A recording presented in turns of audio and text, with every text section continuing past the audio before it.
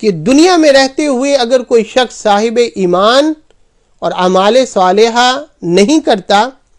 تو یاد رکھیں کہ وہ دنیا میں ہمارے لیے تو زندہ ہے، ایک ٹیکنیکل ٹرم ہے، ہم کہتے ہیں کہ یہ زندہ ہے، اس وقت حرکت کر رہا ہے، لیکن اللہ کے ہاں وہ مردہ ہی ہے۔ اللہ پاک نے فرمایا قرآن پاک میں، فرمایا اب من کان میتن فاحییناہ، فرمایا بھلا جو کوئی مردہ اگر ہو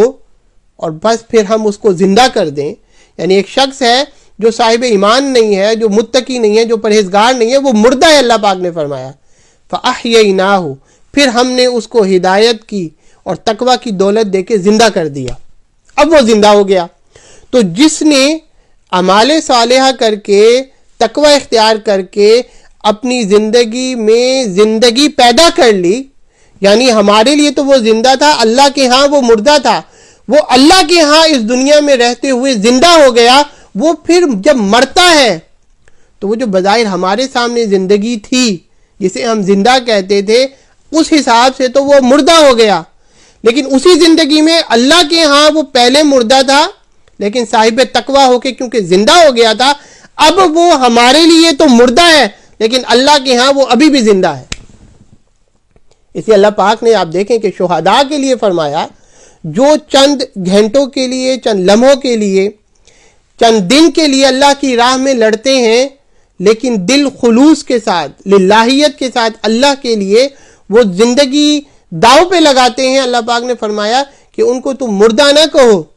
بلکہ وہ زندہ ہے، تمہیں شعور نہیں ہے۔ کیوں؟ کہ انہوں نے اپنی زندگی میں اپنی زندگی اللہ کے لیے وقف کر کے